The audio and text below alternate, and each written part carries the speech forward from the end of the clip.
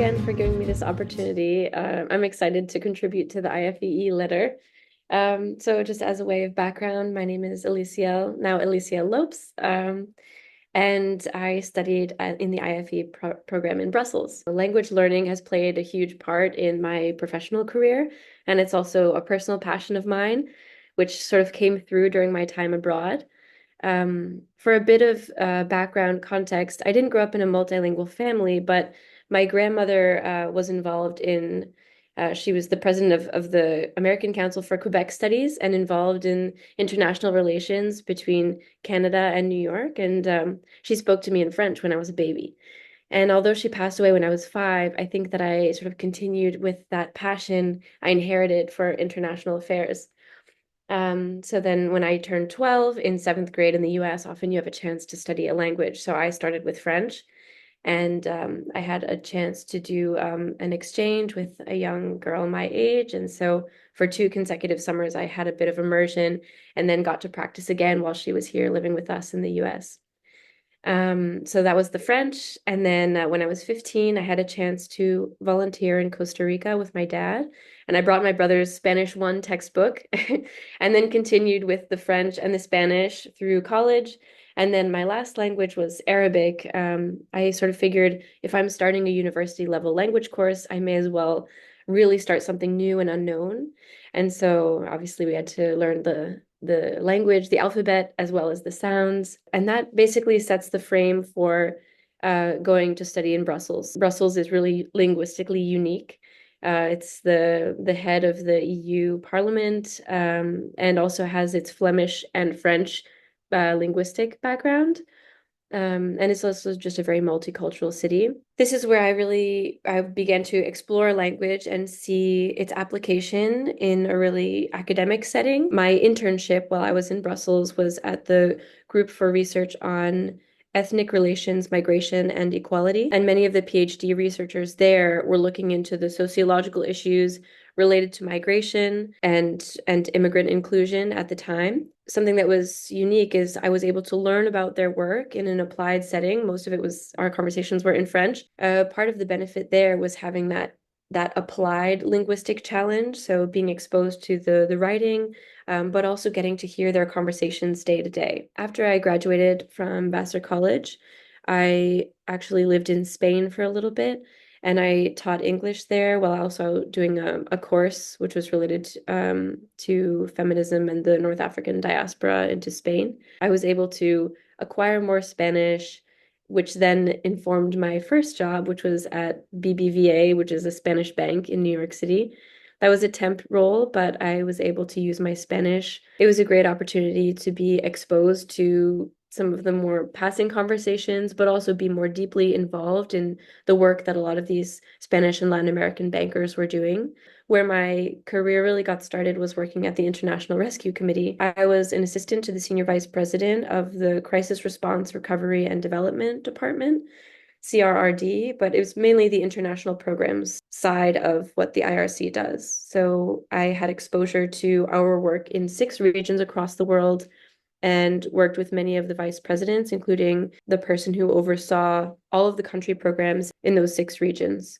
So my language skills not only allowed me to participate in certain meetings, but also eventually to advocate later on in my career for better language access for our staff, for our multilingual staff who have limited English, and also to help improve the processes within the IRC to have higher quality translations and more consistency in the ways that we're communicating to our multilingual staff. So language access is actually part of my current role at the Mayor's Office of Immigrant Affairs. Within the scope of New York City, there's actually a local law that mandates which types of materials should be provided in which languages to make sure that immigrant communities are reaching or are able to reach the service information that they need in this city.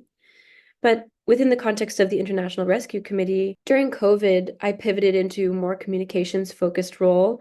There was a lot less happening in the office, as you can imagine. And so we had to identify new ways to communicate with our international staff. And I think COVID highlighted a lot of gaps, but one of them was the informal ways of communication that were so essential to our ways of working. So we realized if we were going to send, and by we, I mean the senior vice president and the leadership team of this international programs department, realized that if all the information was coming out in English, it wouldn't be able to trickle down to staff in a way that things were when everyone was in the office. And that was a really critical gap for us to learn to address. As far as language access goes, a global NGO really does depend on staff that are multilingual because they need to reach communities in those countries, in those localities, and English is not a requirement. But then the onus falls on the headquarters to really take that into account in the ways that they're planning communications. So some of the things we think about within language access are using plain language, writing in a simple and straightforward way instead of using jargon, and also basically incorporating the translation process and timeline into part of any campaign, any type of communication or publication that really goes out. As I took this communications role, part of what I was interested in doing was mapping all the communications staff that we had within these country programs to learn from them what kind of communication gaps do you see, what resources do you have. So in Côte d'Ivoire, in El Salvador, in Pakistan, I got the chance to reach out to any communication staff I could identify and try to just ask them what they needed, what they had, what they would like to see. But then I think simultaneously, the senior management team was very proactive in providing translations. But within each of the sub units, like we have technical units, we have regional programs that are doing grants management, there were a lot of inconsistencies in the ways that translation would move forward. So part of my role was beginning to coordinate with program managers and other staff. How can we be more consistent in the ways we work with vendors, in the ways that we prepare ahead of time, and also in the quality assurance process too. So who is reviewing and do they have the language skills necessary? Yeah, the sort of the last project that I did at the IRC was developing this language services unit.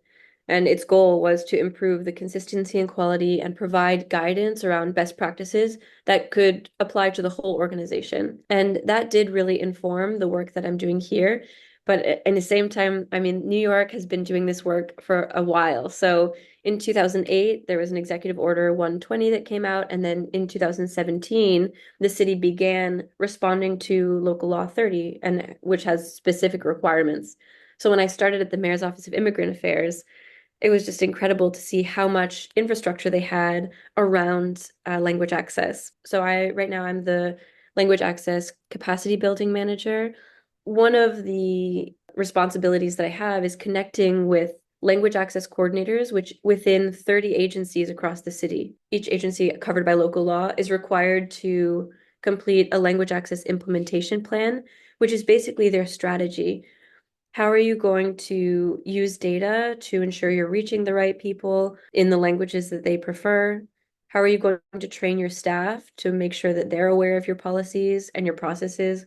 Which vendors are you using and what kind of approach do you have to work with them? And then there are also city council hearings to make sure that this local law is being upheld and that agencies are working in compliance and doing their best to reach immigrant communities. I mean, hopefully this will reach students who are also linguists, but language is so fun, and so it's kind of a challenge sometimes, but also it feels like a nice connection, to the person that you're speaking with, like to pivot from English every day, especially in New York City, to something that feels more intimate. The structure within our office is we have linguists. So now our team is almost 20 people, and we have linguists who cover the majority of the 10 designated languages for New York City. My neighbor is actually, she's from Colombia, and we speak in Spanish all day. But then we also have a French linguist, a Haitian Creole linguist who both speak French with me. And then our Arabic linguists are from Egypt. And so it's been really fun to get to use my language skills throughout the day. But also, I remember my first day on the job, just being able to hear all of these languages simultaneously. For example, the Bangla linguists speaking with each other and just the joy that people find in that.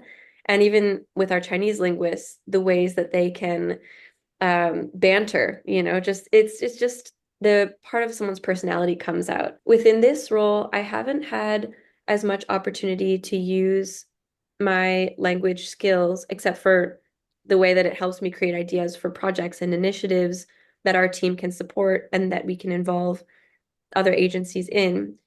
But before this role, I actually was working in the asylum seeker shelters. It was sort of between the IRC and this job at the mayor's office. And that was really meaningful. I think based on my appearance, people might not expect that I speak Spanish.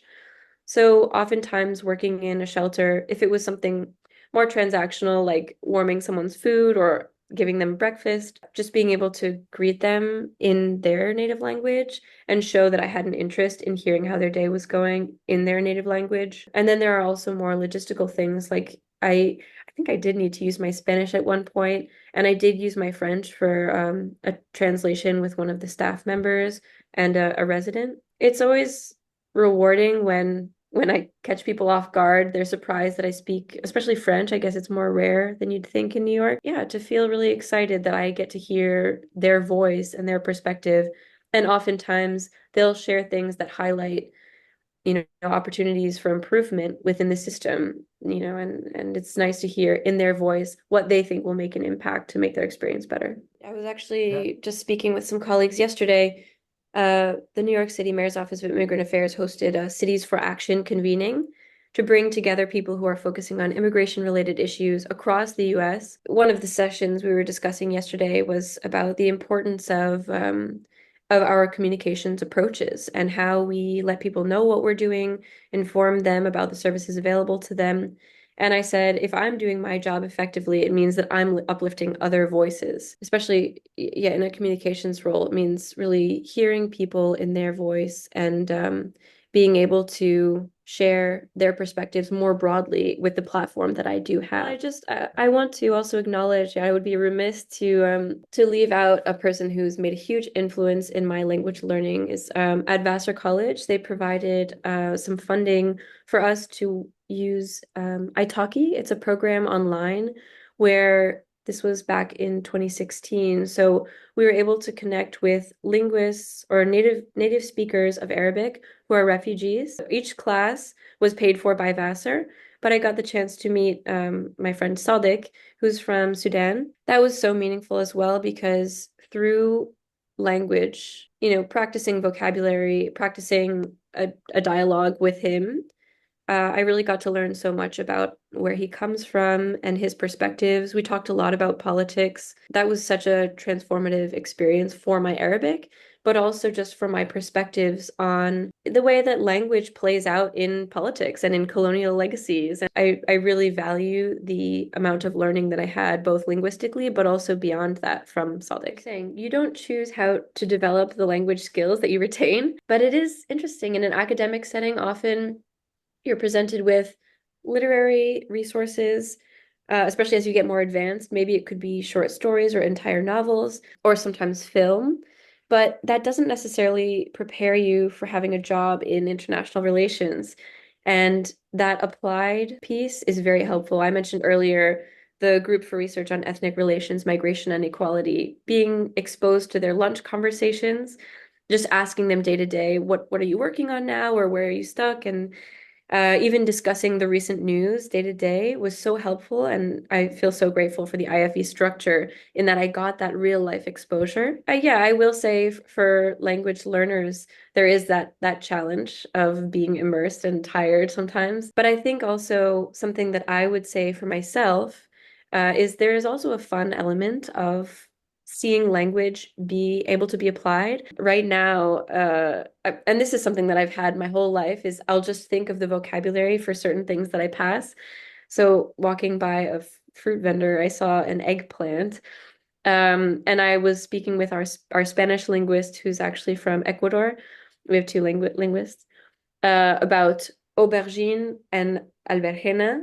And then our Arabic linguist was saying how you say that in Arabic. And so once you start to explore language and let it be fun, you realize ways that it can come through in any part of your day to day, and how fun that can be. Also, I realized it's berenjena. So I said it wrong in Spanish.